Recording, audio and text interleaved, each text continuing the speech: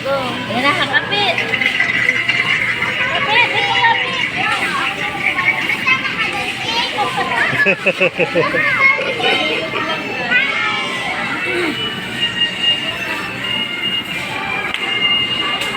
Gusto magpahilo ni atay niya.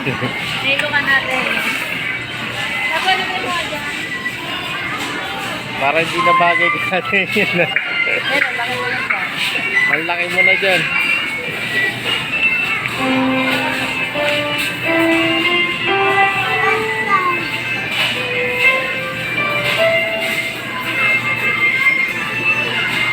Para ano atay niyan? Birthday. Happy birthday pala Birthday yun. pala. Ayan, ayan.